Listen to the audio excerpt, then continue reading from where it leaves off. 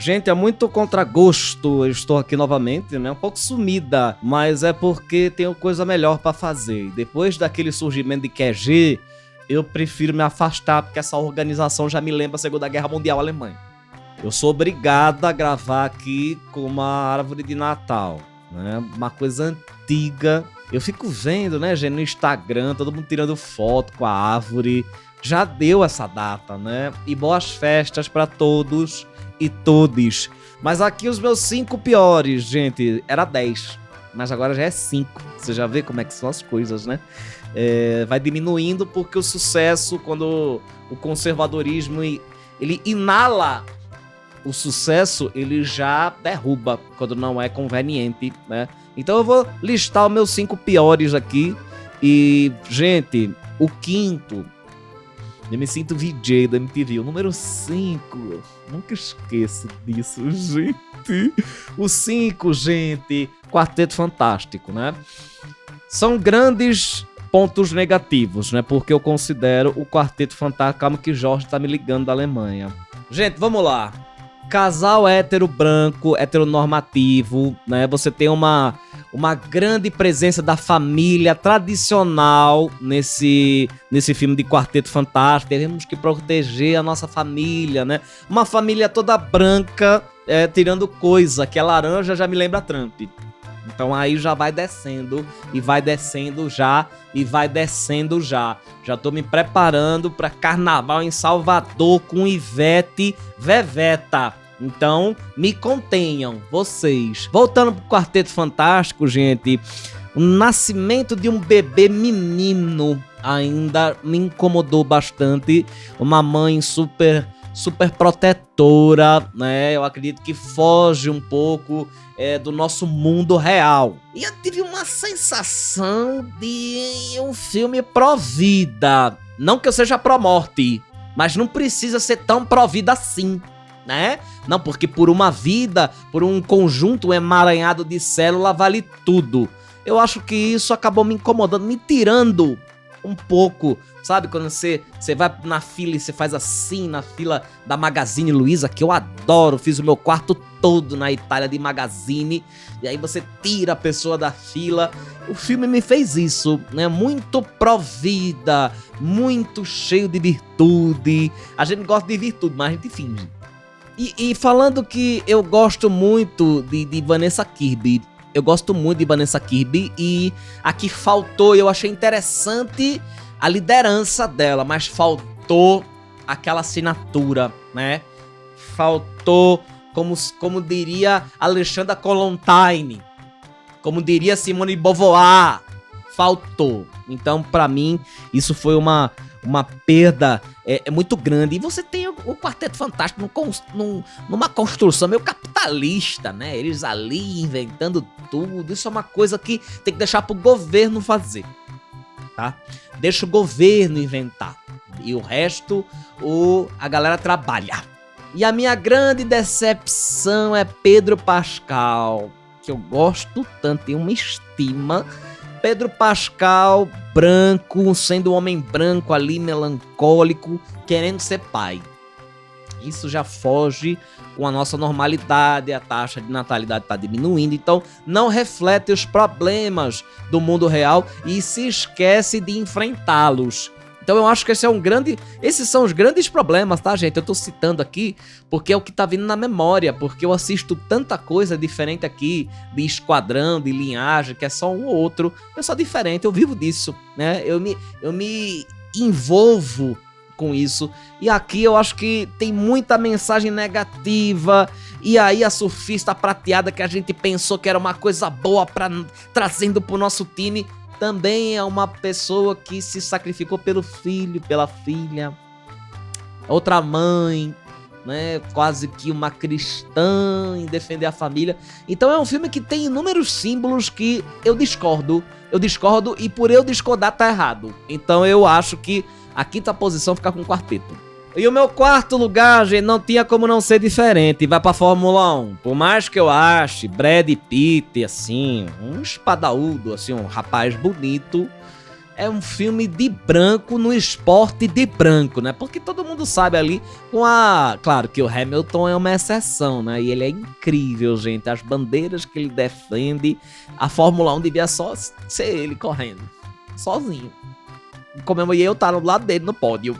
Então assim, Fórmula 1 de um esporte branco, representado por um ator branco, que é o nosso querido Brad Pitt. E já foi, né? O tempo de Brad já foi. Por mais que, né, tenha dado um trato fino ali na academia. É aquela valorização do herói solitário. Um filme que premia a disciplina, que a gente sabe que a meritocracia não existe. É uma questão inventada pela nossa burguesia, né? Então tudo isso acaba impactando no filme. Eu achei interessante o coadjuvante. Pra mim, ele tinha que ser campeão. Tá? Eu acho que o filme foi muito pro lado branco da coisa, sabe? Então eu acho que ali o filme se perdeu. E assim, é um filme onde o capitalismo vence, porque os carros, os motores, todos aqueles apetrechos de carro, né? Eu não entendo muito, gente. Eu sou do patinete, tá? Eu pego um patinete porque aí eu não poluo o ar. Tá? Então é um esporte que, além de tudo, acaba poluindo o planeta. Por isso que a Fórmula 1 é de extrema direita, né? Porque polui. Imagina a quantidade de árvores que deve ser desgraçada. Uma corrida de Fórmula 1, um carro passando a 400. Exagero, né, gente? Exagero. E aí você tem patrocínios bilionários, a masculinidade não desconstruída, aquele negócio do macho é macho. Isso me incomoda, gente, numa coisa. Isso me incomoda demais. E aí, no final, né, como eu disse, tinha uma possibilidade de um personagem negro ali se sobressair. O negro se sacrifica pro branco vencer. Aí, gente, a estrutura racial, né? Pelo amor de Deus, Silvio de Almeida, né? Então, eu acho que aí acaba com tudo. E o filme acabou é muito simbólico. Se você não entende nenhuma referência do simbolismo simbólico, factual, aí não adianta discutir comigo, porque precisa estudar bastante, é muito livro, tá? É muito livro e TP, que eu leio, junto com o PH Santos, tá? Então, a gente sabe o significado das coisas. Então, não tenta vir contra, se não tem expertise. Em terceiro lugar, vem Ballerina. Gente, isso me deixou com ódio, esse filme. Esse filme me deixou com ódio porque eu falei. Eu tava vendo os trailers, aí quando eu vi que tinha João Wick, eu falei, é agora que o feminismo vai dar cacetada na masculinidade, no masculinismo. E aí, de repente, entra o João, né? Keanu Reeves é elegante. Eu gosto da Ana de Armas também, tá? Keanu Reeves é elegante. Na hora dela dar um tapa, igual a Wendy deu no Peter Pan, eu falei, eu vou sentir essa catarse de novo no cinema. O João Wick não humilha a bicha. E aí, como é que faz a gente ali militando pro filme? Eu quase levantei pra ir embora nessa cena que ele domina a fêmea num simbolismo tradicional, heteronormativo de uma sociedade conservadora. Eu falei, é aqui que o Nerdola vai pular de alegria. E é aqui que nós que vê o mundo real, a gente vai embora. Eu fiquei muito triste, gente. Eu fiquei muito triste porque era a chance da gente recobrar aqueles anos. Lembra? 5, 10 anos atrás, a gente nadando de braçada. Ganhava até de Gustavo Borges na natação. Gente, aqui o mundo acaba retrocedendo. E a indústria cinematográfica tá começando a voltar a ser covarde. Tá voltando a ser covarde e Ballerina é um exemplo claro disso.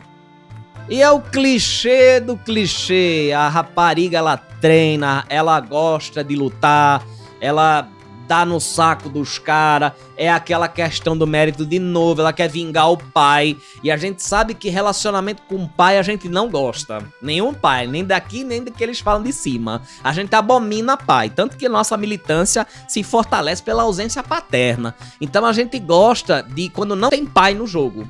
E não tem curso de vitimista. Eu pensei que ela ia chegar na cara de João Wick falando você é machista, igual Kéfera maravilhosa fez. Isso não acontece de forma alguma. É muita arma de fogo, é uma revolução meio que ao contrário, é uma revolução individual, não é coletiva, igual de John Wick, que ainda mostra o poder do indivíduo, que é a maior minoria que os nerdola falam. Aquela papagaiada toda, gente.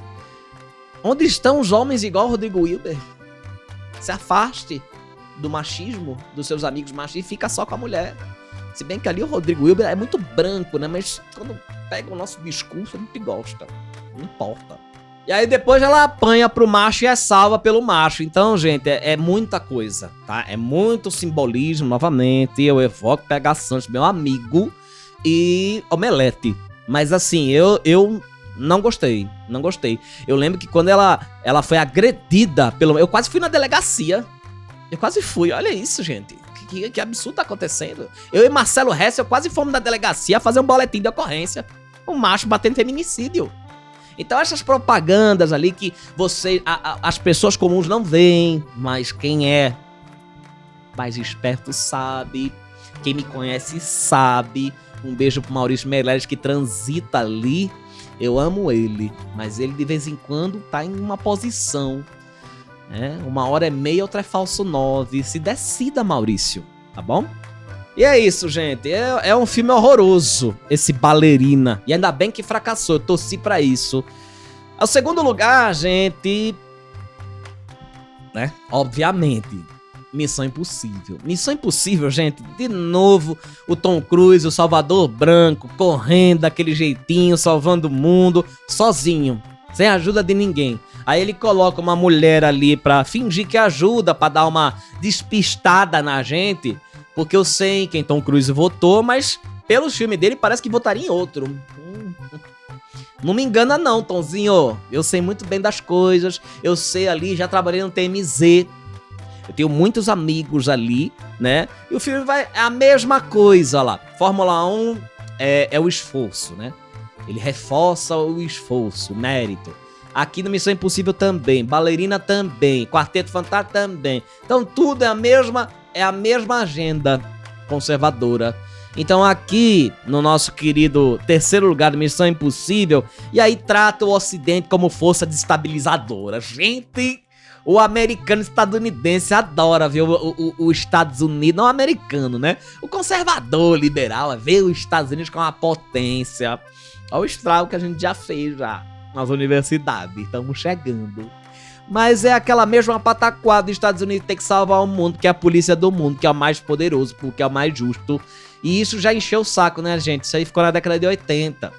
Chega disso. Não tem debate moral, não tem slogan, não tem absolutamente nada. É só Tom Cruise correndo pra lá e pra cá, pegando cavalo, pegando moto, pegando carro, pegando trator, mergulhando, indo lá no avião. Não morre nunca, sujeito, né?